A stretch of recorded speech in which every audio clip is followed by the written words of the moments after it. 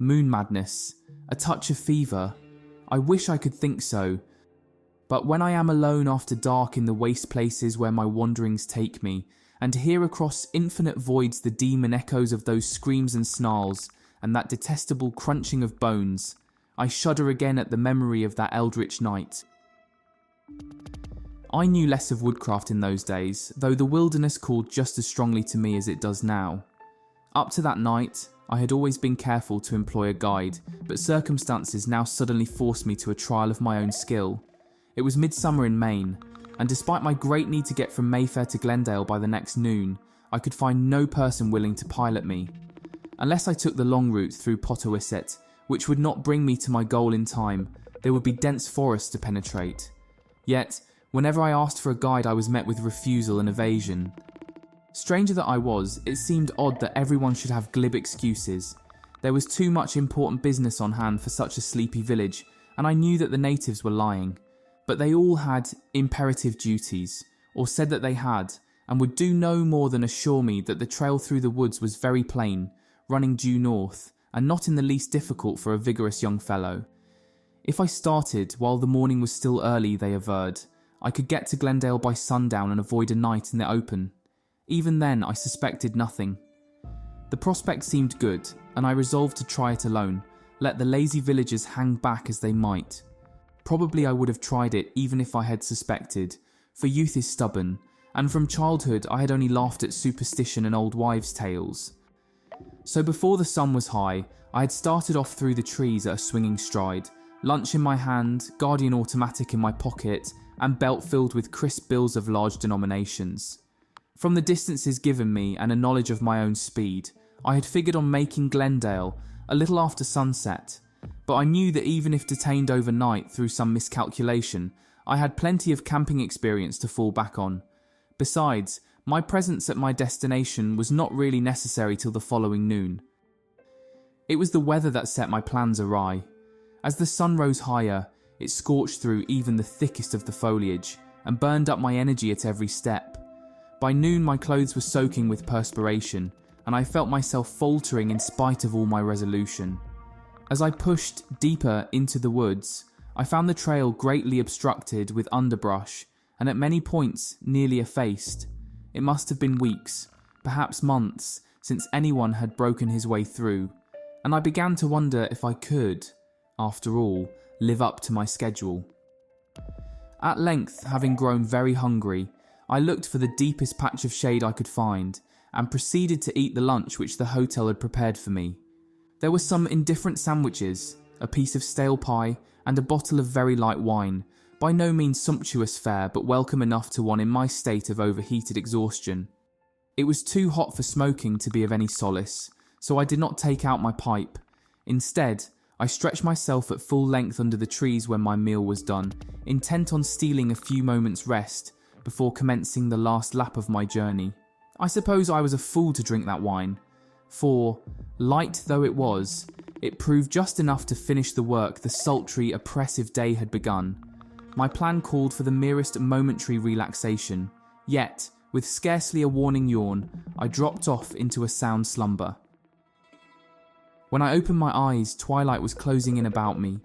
A wind fanned my cheeks, restoring me quickly to full perception, and as I glanced up at the sky, I saw with apprehension that black racing clouds were leading on a solid wall of darkness, prophetic of violent thunderstorm. I knew now that I could not reach Glendale before morning, but the prospect of a night in the woods, my first night of lone forest camping, became very repugnant under these trying conditions. In a moment, I decided to push along for a while at least, in the hope of finding some shelter before the tempest should break. Darkness spread over the woods like a heavy blanket. The lowering clouds grew more threatening and the wind increased to a veritable gale. A flash of distant lightning illuminated the sky, followed by an ominous rumble that seemed to hint of malign pursuit. Then I felt a drop of rain on my outstretched hand, and though still walking on automatically, resigned myself to the inevitable. Another moment, and I had seen the light of a window through the trees and the darkness. Eager only for shelter, I hastened towards it. Would to God I had turned and fled. There was a sort of imperfect clearing, on the farther side of which, with its back against the primeval wood, stood a building. I had expected a shanty or log cabin, but stopped short in surprise when I beheld a neat and tasteful little house of 2 stories, some 70 years old by its architecture, yet still in a state of repair betokening the closest and most civilized attention. Through the small panes of one of the lower windows, a bright light shone, and toward this, spurred by the impact of another raindrop, I presently hurried across the clearing, rapping loudly on the doors as soon as I gained the steps. With startling promptness, my knock was answered by a deep, pleasant voice which uttered the single syllable, "Come." Pushing open the unlocked door, I entered a shadowy hall lighted by an open doorway at the right, beyond which was a book-lined room with a gleaming window. As I closed the outer door behind me, I could not help noticing a peculiar odour about the house. A faint, elusive, scarcely definable odour which somehow suggested animals. My host, I surmised, must be a hunter or trapper, with his business conducted on the premises. The man who had spoken sat in a capacious easy chair beside a marble-topped centre table, a long lounging robe of grey swathing his lean form. The light from a powerful argand lamp threw his features into prominence, and as he eyed me curiously I studied him in no less detail. He was strikingly handsome, with thin, clean-shaven face, glossy flaxen hair neatly brushed, long regular eyebrows that met in a slanting angle above the nose, shapely ears set low and well back on the head, and large expressive grey eyes almost luminous in their animation. When he smiled a welcome, he showed a magnificently even set of firm white teeth, and, as he waved me to a chair, I was struck by the fineness of his slender hands, with their long tapering fingers whose ruddy almond-shaped nails were slightly curved and exquisitely manicured. I could not help wondering why a man of such engaging personality should choose the life of a recluse. "Sorry to intrude," I ventured, "but I've given up the hope of making Glendale before morning, and there's a storm coming on which sent me looking for cover." As if to corroborate my words, there came at this point a vivid flash, a crashing reverberation, and the first breaking of a torrential downpour that beat maniacally against the windows. My host seemed oblivious to the elements and flashed me another smile when he answered. His voice was soothing and well modulated, and his eyes held a calmness almost hypnotic. "You're welcome to whatever hospitality I can offer, but I'm afraid it won't be much. I've a game leg, so you'll have to do most of the waiting on yourself. If you're hungry, you'll find plenty in the kitchen, plenty of food, if not of ceremony." It seemed to me that I could detect the slightest trace of a foreign accent in his tone, though his language was fluently correct and idiomatic. Rising to an impressive height, he headed for the door with long, limping steps, and I noticed the huge hairy arms that hung at his side in such curious contrast with his delicate hands. "Come," he suggested, "bring the lamp along with you. I might as well sit in the kitchen as here." I followed him into the hall and the room across it, and at his direction ransacked the woodpile in the corner and the cupboard on the wall. A few moments later, when the fire was going nicely, I asked him if I might not prepare food for both, but he courteously declined. "It's too hot to eat," he told me. "Besides, I had a bite before you came." After washing the dishes left from my lone meal, I sat down for a while, smoking my pipe contentedly. My host asked a few questions about the neighbouring villages, but lapsed into sullen taciturnity when he learned I was an outsider. As he brooded there silently, I could not help feeling a quality of strangeness in him, some subtle alienage that could hardly be analysed. I was quite certain, for one thing, that he was tolerating me because of the storm, rather than welcoming me with genuine hospitality. As for the storm, it seemed almost to have spent itself. Outside, it was already growing lighter, for there was a full moon behind the clouds, and the rain had dwindled to a trivial drizzle. Perhaps, I thought, I could now resume my journey after all, an idea which I suggested to my host. "Better wait till morning," he remarked. "You say you're afoot, and it's a good 3 hours to Glendale. I've 2 bedrooms upstairs, and you're welcome to one of them if you care to stay." There was a sincerity in his invitation which dispelled any doubts I had held regarding his hospitality, and I now concluded that his silences must be the result of long isolation from his fellows in this wilderness. After sitting without a word through 3 fillings of my pipe, I finally began to yawn. It's been rather a strenuous day for me, I admitted, and I guess I'd better be making tracks for bed. I want to be up at sunrise, you know, and on my way. My host waved his arm toward the door, through which I could see the hall and the staircase. Take the lamp with you, he instructed. It's the only one I have, but I don't mind sitting in the dark, really. Half the time I don't light it at all when I'm alone. Oil is so hard to get out here, and I go to the village so seldom. Your room is the one on the right at the head of the stairs. Taking the lamp and turning in the hall to say goodnight, I could see his eyes glowing almost phosphorescently in the darkened room I had left, and I was half reminded for a moment of the jungle and the circles of eyes that sometimes glowed just beyond the radius of the campfire. Then, I started upstairs. As I reached the second floor, I could hear my host limping across the hall to the other room below, and perceived that he moved with owlish sureness despite the darkness. Truly, he had but little need of the lamp. The storm was over, and as I entered the room assigned me, I found it bright, with the rays of a full moon that streamed on the bed from an uncurtained south window. Blowing out the lamp and leaving the house in darkness but for the moonbeams, I sniffed at the pungent odour that rose above the scent of the kerosene, the quasi-animal odour I had noticed on first entering the place. I crossed to the window and threw it wide, breathing deep of the cool, fresh night air. When I started to undress, I paused almost instantly, recalling my money belt still in its place about my waist. Possibly, I reflected, it would be well not to be too hasty or unguarded, for I had read of men who seized just such an opportunity to rob, and even to murder the stranger within their dwelling. So, arranging the bedclothes to look as if they covered a sleeping figure, I drew the room's only chair into the concealing shadows, filled and lighted my pipe again, and sat down to rest or watch, as the occasion might demand. I could not have been sitting there long when my sensitive ears caught the sound of footsteps ascending the stairs. All the old lore of robber landlords rushed on me afresh, when another moment revealed that the steps were plain, loud, and careless, with no attempt at concealment, while my host's tread, as I had heard it from the head of the staircase, was a soft limping stride. Shaking the ashes from my pipe, I slipped it in my pocket. Then, seizing and drawing my automatic, I rose from the chair, tiptoed across the room, and crouched tensely in a spot which the opening door would cover. The door opened, and into the shaft of moonlight stepped a man I had never seen before. Tall, broad-shouldered, and distinguished, his face half hidden by a heavy square-cut beard, and his neck buried in a high black stock of a pattern long obsolete in America, he was indubitably a foreigner. How he could have entered the house without my knowledge was quite beyond me, nor could I believe for an instant that he had been concealed in either of the two rooms, or the hall below me. As I gazed intently at him in the insidious moonbeams, it seemed to me that I could see directly through his sturdy form, but perhaps this was only an illusion that came from my shock of surprise.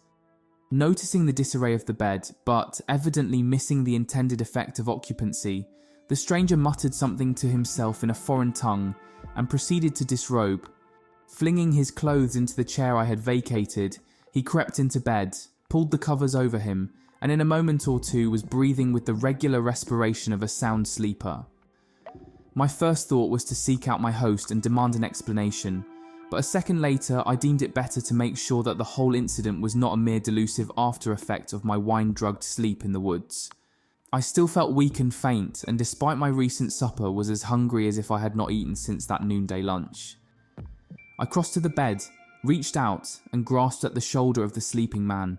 Then, barely checking a cry of mad fright and dizzy astonishment, I fell back with pounding pulse and dilated eyes, for my clutching fingers had passed directly through the sleeping form and seized only the sheet below. A complete analysis of my jarred and jumbled sensations would be futile. The man was intangible, yet I could still see him there, hear his regular breathing, and watch his figure as it half turned beneath the clothes. And then, as I was quite certain of my own madness or hypnosis, I heard other footsteps on the stairs. Soft, padded, dog-like, limping footsteps, pattering up, up, up. And again that pungent animal smell, this time in redoubled volume. Dazed and dream-drowsed, I crept once more behind the protecting open door, shaken to the marrow, but now resigned to any fate known or nameless. Then into that shaft of eerie moonlight stepped the gaunt form of a great grey wolf. Limped, I should have said, for one hind foot was held in the air as though wounded by some stray shot. The beast turned its head in my direction, and as it did so, the pistol dropped from my twitching fingers and clattered unheeded to the floor. The ascending succession of horrors was fast paralysing my will and consciousness, for the eyes that now glared towards me from that hellish head were the grey phosphorescent eyes of my host as they had peered at me through the darkness of the kitchen. I do not yet know whether it saw me. The eyes turned from my direction to the bed and gazed gluttonously on the spectral sleeping form there. Then the head tilted back, and from that demon throat came the most shocking ululation I have ever heard, a thick, nauseous lupine howl that made my heart stand still. The form on the bed stirred, opened his eyes, and shrank from what he saw.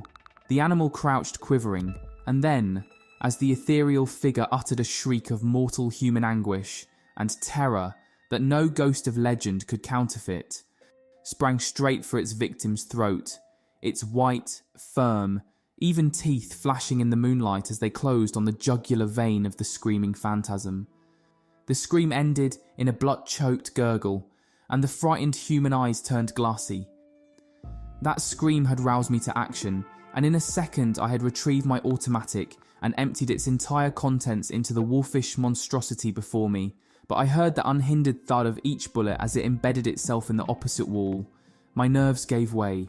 Blind fear hurled me toward the door, and blind fear prompted the one backward glance in which I saw that the wolf had sunk its teeth into the body of its quarry. Then came that culminating sensory impression and the devastating thought to which it gave birth. This was the same body I had thrust my hand through a few moments before, and yet as I plunged down that black nightmare staircase I could hear the crunching of bones. How I found the trail to Glendale, or how I managed to traverse it, I suppose I shall never know. I only know that sunrise found me on the hill at the edge of the woods, with the steepled village outspread below me, and the blue thread of the Chautauqua sparkling in the distance.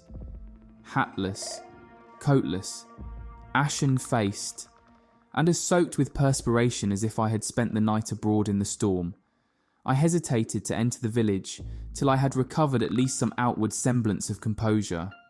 At last, I picked my way downhill and through the narrow streets with their flagstone sidewalks and colonial doorways till I reached the Lafayette house, whose proprietor eyed me askance.